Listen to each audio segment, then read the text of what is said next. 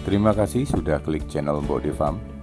Jangan lupa klik like, berikan komentar yang sopan serta membangun, dan pastinya klik tombol subscribe agar Anda semua mendapatkan video update dalam bidang ilmu peternakan, ayam, dan puyuh petelur. Ingat, mengkonsumsi telur omega 2 butir sehari sangatlah membantu asupan protein bagi tubuh Anda. Di era new normal ini, tubuh kita perlu diberikan asupan protein terbaik, yang salah satunya berasal dari telur, ayam, dan puyuh yang mengandung omega 3, 6, dan 9. Ingat, waspadalah COVID-19 yang berada di lingkungan Anda. Persiapkan betul daya imun tubuh kita masing-masing agar tetap sehat. Selamat menonton dan semoga bermanfaat.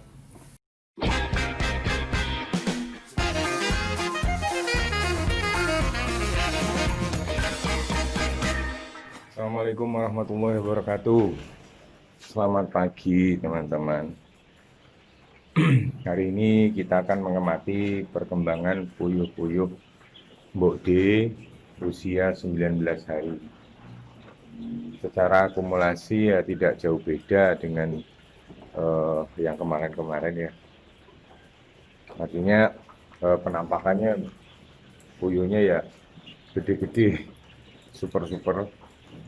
Kalau posisi bobotnya juga di atas rata-rata, kemudian posisinya untuk secara pakannya juga masih irit ya, masih sisa 2 sak gitu. Nah, teknikalnya memang ada beberapa sebagian orang yang mengatakan menggunakan pakan yang bermerek 511 yang biasa dipakai oleh peternak puyuh itu memang kandungan untuk protein serta lemaknya memang banyak. Jadi ketika puyuh diberikan 511 murni, efek dominonya probabilitasnya bisa saja untuk jadinya itu terlalu gemuk, sehingga terlalu gemuk itu nanti menyebabkan uretannya itu juga bermasalah, akhirnya tidak nelor tadi. Jadi memang penggunaan 511 itu tentatif sifatnya, harus ada menggunakan campuran konsentrat grower dan separator. Kalau di kita seperti itu. Kemudian ada salah satu pakan yang bagus yang biasa dipakai peternak saat ini yang lagi booming. Itu jenisnya khusus untuk pembesaran. Jadi mulai dari DOG menggunakan pakan murni, yaitu dari New Hope yang tipenya di 7501. Bisa saja teman-teman menggunakan SQ yang 100, punyanya New Hope juga bagus, dipakai murni, terus harganya juga masih relatif murah kalau menurut saya. Nah, banyak probabilitas atau bahasanya lebih pada kemungkinan-kemungkinan yang bisa kita ambil dari perbedaan komposisi pakan yang mungkin terjadi antara pabrik satu dengan pabrik lainnya. Memang gini, masing-masing pabrik itu punya keunggulan tersendiri. Jadi kita tidak boleh menyalahkan produk A jelek, produk B jelek, produk C bagus, itu yang tidak boleh. Karena masing-masing itu prinsipalnya mempunyai kandungan dan resep campuran sendiri-sendiri. Pernah pengalaman saya ketemu dengan Pak Du saya, kebetulan peternak puyuh, populasi ya lumayan, beliau sudah puluhan tahun beternak puyuh, sehingga dijuluki satu-satunya orang yang bisa mengobati AI, termasuk juga flu burung dengan sistem herbal yang beliau lakukan. Nah, pengalaman dari beliau yang saya adop itu adalah menggunakan semua merek pakan pabrik yang dicampur menyeluruh. Jadi misalnya ada 6 merek yang beliau pakai, kemudian beliau campur semuanya untuk dijadikan pakan puyuh.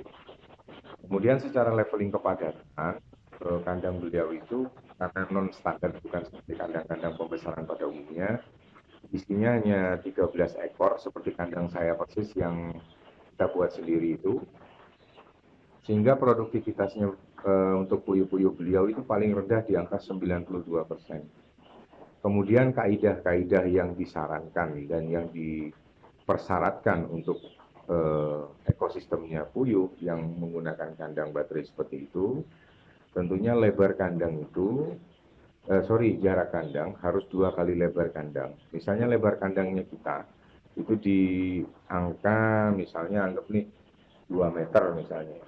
Berarti jarak kandang satu dengan kandang dua itu adalah 4 meter. Jadi minimal 2 kali lebar kandang. Jadi jarak kandang itu harus 2 kali lebar kandang. Itu kaidah yang dipegang oleh saudara saya itu tadi, sehingga terlihatnya mungkin berpikirnya memang lebih sudah ke arah produksi. Nah, kalau kena peternak-peternak pemula, pasti akan lebih merujuk kepada tempat yang kecil, kemudian diisi dengan puyuh yang maksimal.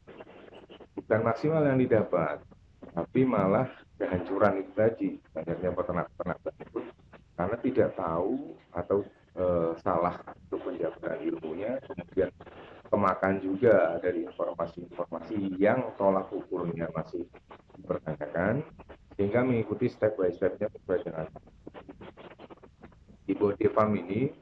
Salah satu tujuan dari YouTube yang kita launchingkan setiap harinya itu agar teman-teman pernah mendapatkan guidance step by step, hari per hari, apa yang harus dilakukan ketika prosesnya menggunakan DOQ A, B, C, dan D, kemudian meng-create mereka untuk menjadi DOQ yang premium atau pulet-pulet premium, yang nanti korelasi larinya pasti ke produksi yang lebih maksimal. Jadi teknikalnya untuk puyuh itu di samping isi kepadatannya, tentunya jarak kandang itu harus diperhatikan juga. Misalnya di farm saya pun sama, saya menggunakan farm close yang kaidahnya itu saya tidak mengikuti rule of the game-nya. Sehingga apa yang saya dapat, probabilitas telurnya itu pasti akan turun antara 85% sampai 80%. Nah, ketika saya harus melakukan perombakan kembali, maka korelasinya akan kembali ke biaya dan faktor stressing yang terjadi ketika kita memindahkan begitu. Kita melakukan proses pasang. Jadi buat teman-teman yang masih berproses awal, masih starting, caranya mau akan dulu, perhatikan betul jarak antar kandang. Jadi misalnya tadi seperti yang saya ceritakan 2 meter, maka jarak kandang satu dengan jarak kandang dua itu adalah 2 kali lebar, jadi 4 meter itu. Efektivitas dengan area yang besar itu, tentunya kita akan berpikir, wah jarak kandangnya besar-besar nih, jauh-jauh gitu loh, dan lebar-lebar. Kenapa nggak dibuat satu kandang lagi? Nah, itu yang harus ditepis dulu, itu harus dihilangkan dulu. Yang kita kejar, pastinya dengan posisi produktivitasnya bagus, untuk pengembangan itu bisa. Nah, salah satu skematis yang biasa kita lakukan, itu salah satunya adalah menggunakan sistem kontrak berjangka waktu. Nggak usah invest terlalu besar dulu untuk beli tanah, untuk beli kandang yang baru. Kalau saya lebih menyarankan lebih kepada sewa dengan masa produksi misal 2 tahun dulu, atau mau 3 tahun. Hitungannya per ekor berapa ketemu. Kalau di ayam, misalnya sewa itu harganya lebih kurang per ekor antara 5.000 sampai dengan 7.000 rupiah sampai satu masa periodik akhir, jadi 2 tahun setengah. Nah, itu adalah strategi manajemen yang harus teman-teman terapkan untuk pengembangan dari puyuh atau peternakan puyuh yang sedang kita periksa.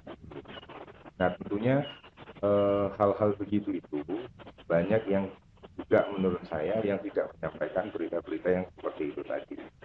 Nah, walhasil yang kita dapatkan adalah sesuatu yang menurut saya produktivitasnya tidak akan pernah maksimal gitu. Kita mengeluarkan kos besar untuk investasi, kemudian belum DOP-nya, belum puletnya, belum kandang. Nah, itu mengganggu sekali kalau menurut saya. Habit-habit atau kebiasaan begitu, saya pelajari juga informasi dari peternak-peternak senior, peternak-peternak yang sudah lama, sudah terlebih dahulu memulai sebelum saya.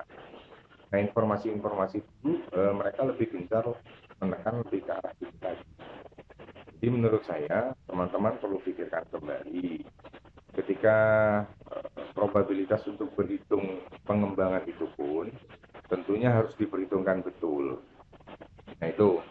Yang kedua, posisinya yang paling penting adalah pemahaman tentang product knowledge-nya itu tadi, itu kita harus bagaimana untuk pemberlakuan puyuh itu agar produksi yang kita harapkan itu bisa mencapai sesuai dengan yang kita inginkan, atau setidaknya yang sudah dibuktikan oleh banyak peternak lain.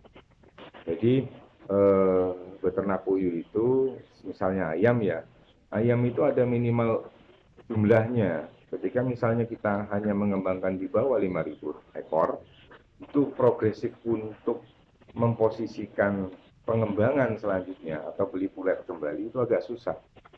Karena 5.000 ekor itu hanya cukup untuk biaya produksi dan makan saja. Makanya saya bilang sama dengan puyuh. Puyuh mungkin opsinya kalau menurut saya minimal antara, kalau bisa di atas 5.000 ekor juga, baru bisa kita kondisikan untuk pengembangan ke next step selanjutnya. Jadi teman-teman, menurut saya jangan coba-coba. Untuk ternak itu tidak boleh coba-coba. Sesuatu yang coba-coba itu hasilnya juga pasti akan coba-coba. Jadi memang perhitungkan betul kapabilitas sisi keuangan, sisi lahan dan lain sebagainya. Starting mulailah ternak di angka 5.000 ekor. Untuk teknikal pembelajarannya sekarang lebih mudah. Artinya seperti di Mbok YouTube atau di channel Mbok Farm itu, item hari per hari dari mulai maintenance GOP sampai dengan produksi 5%-nya dan mengerucut ke masa produksi setelah dari 5% itu sudah ada patron yang kita jalankan. Tinggal teman-teman rutin saja berkaitan dengan misalnya saya hari pertama apa yang harus saya lakukan, kemudian hari ke-10 apa yang harus saya lakukan. Ikuti saja patronnya saja, tidak perlu ragu karena progres-progres yang saya sampaikan pada YouTube. Jadi itu adalah realisasi yang sudah.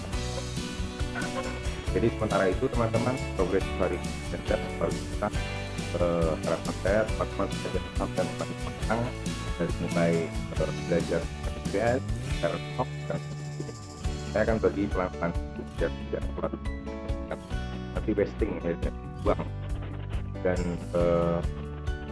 terlalu banyak juga jadinya step by step, pelan-pelan dan kalau saya akan bantu video hari ke-19 jangan lupa klik like dan subscribe agar teman-teman juga mendapatkan informasi terakhir perkembangan dari farm saya dan teman-teman. Wassalamualaikum warahmatullahi wabarakatuh.